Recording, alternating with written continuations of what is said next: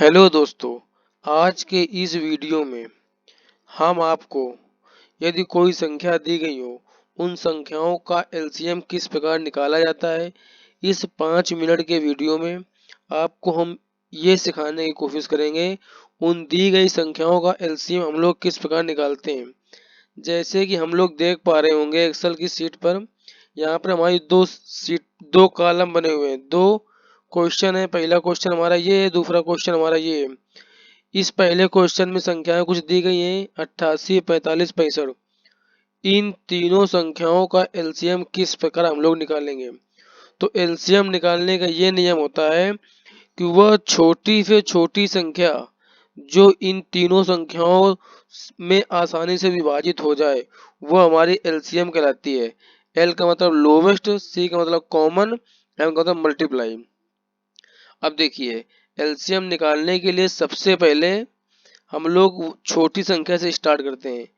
पहले छोटी व छोटी संख्या से उसको भाग देंगे, फिर उसके ऊपर, फिर उसके ऊपर, फिर उसके ऊपर स्टेप बाय स्टेप बढ़ते चले जाएंगे।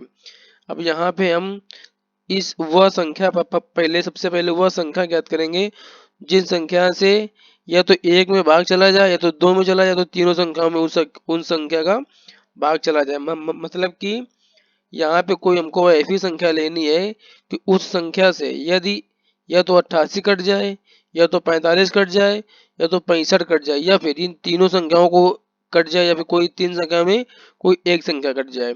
सबसे पहले यहाँ पर हम दो लेते हैं। इस दो को लेने से 88 में अगर भाग देंगे तो हमको 44 प्राप्त होगा। 45 तो हमारा कटेगा नहीं, हमने उसको सेम टू सेम रख दिया। 65 तो हमारा कटेगा नहीं, हमने 65 की जगह 65 रख दिया। फिर हम छोटी संख्या लेते हैं दो, क्योंकि अभी 2 से 44 कट जाएगा। यहाँ पर आंसर आएगा 22। 45 तो हमारा कटेगा नहीं, तो हम यहाँ पर 45 रख देते हैं। 65 तो हमारा कटेगा नहीं, यहाँ पर हम 65 रख देते हैं। फिर हम 2 से भाग देते हैं, तो यहाँ पे 22 चला जाएगा, यहाँ पर आएगा 11, यहाँ पे आएगा 45, यहाँ पे आएगा 65।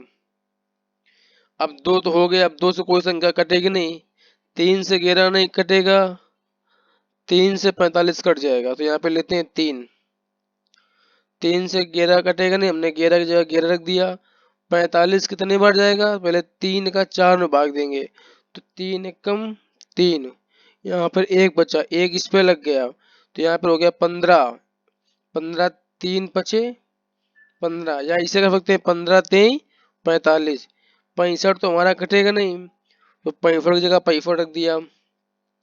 अब कौन संख्या लेते हैं जो एक या दो या तीनों को एक साथ विभाजित कर दे। 5 संख्या लेते हैं। 5 से 11 हमारा कटेगा नहीं, हमने 11 की जगह 11 रख दिया। 15 कट जाएगा ये, नहीं नहीं नहीं, ऐसा करते हैं 5 की जगह भी 3 ले लेते हैं एक बार फिर से। यहाँ पे 3 ले लिया तो 11 तो कटेगा नहीं, 3 से 15 कट जाएगा, 5 बढ़ जाएगा। 65 हमारा कटेगा नहीं, हमने 65 ले लिया। फिर इसके बाद 5 लेते हैं। 5 से 11 हमारा कटेगा नहीं, हमने रख दिया 11। 5 एक बार कट जाएगा, और ये 5 से 65 कट जाएगा। 6 में देंगे तो 5 एक कम 5, एक इधर आएगा 15, 5 3 15, 13 बचे 65 हो गया। अब कौन संख्या है, अब संख्या हो गई हमारे पास 11। 11 से 11 में भाग देंगे तो एक बार चला जाएगा, यहाँ पे हमारा एक हो ही गया है। अब यहाँ पे जो 13 है वो 13 सेम टू सेम रख देंगे।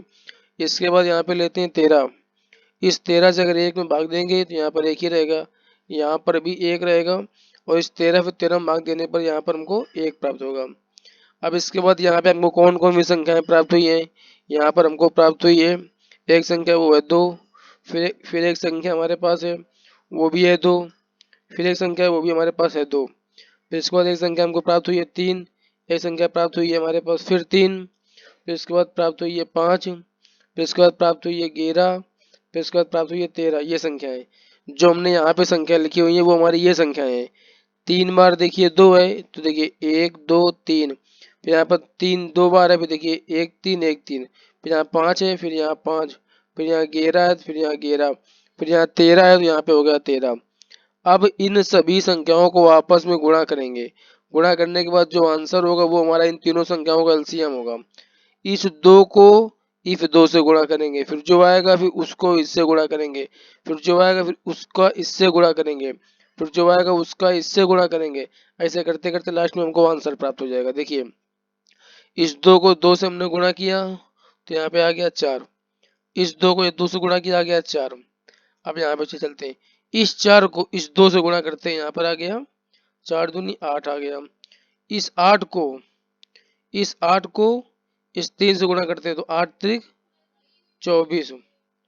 फिर इस 24 को इस 3 से गुणा करते हैं तो इक्वल टू लगाते हैं, लिखते हैं 24 गुणे 3 इंटर 72 आ गया। इस 72 को इस 5 से गुणा करते हैं, इक्वल टू 72 गुणे 5 360 को 11 से गुणा करते हैं, इक्वल टू 360 इंटू 11, आंसर आ गया 3960। इस 3960 को इस 13 से गुणा करते हैं, इक्वल टू 3960 गुणे 13। देखिए क्या आंसर प्राप्त हुआ हमको, 5148 ये हमारा एलसीएम आया। ठीक है, अब इसके बाद इसको अगर चेक करना हो तो हमको फंक्शन पता ही ऑलरेडी, फंक्शन यहाँ पे चलते हैं, यहाँ पे लगाते हैं इक्वल टू एल सी, ये हमारा फंक्शन है। फंक्शन को एक्टिव करते हैं, ये हमसे मांगता है नंबर 1, नंबर 2, नंबर 3। नंबर 1 पे देते हैं हम इसको 88, नंबर 2 पे इसको देते हैं 45 और नंबर 3 पे इसको देते हैं 65। ब्रैकेट क्लोज करते हैं, जैसे इंटर प्रेस करेंगे देखिए, ये देखिए सेम टू सेम आंसर आ गया।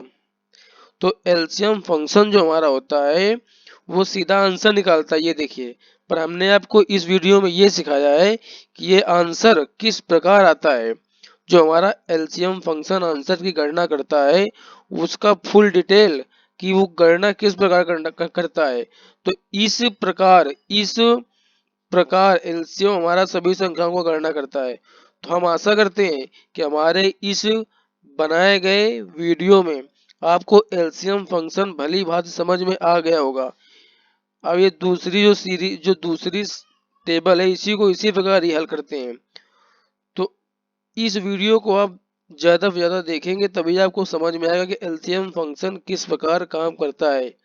यह वीडियो उन लोगों के लिए है जिन लोगों को एलसीएम फंक्शन समझ में नहीं आता है कि हमारा एक्सेल किस प्रकार एलसीएम की गणना करता है। इस वीडियो को देखने के बाद वो लोग आसानी से समझ जाएंगे कि हमारा एलसीएम फंक्शन किस प्रकार वर्क करता है। और जिन लोगों को आता है वो लोग देखें या ना देखें, जिन लोगों को नहीं आता है वो लोग भली बात अवश्य रूप से देखें। तो नमस्कार दोस्तों।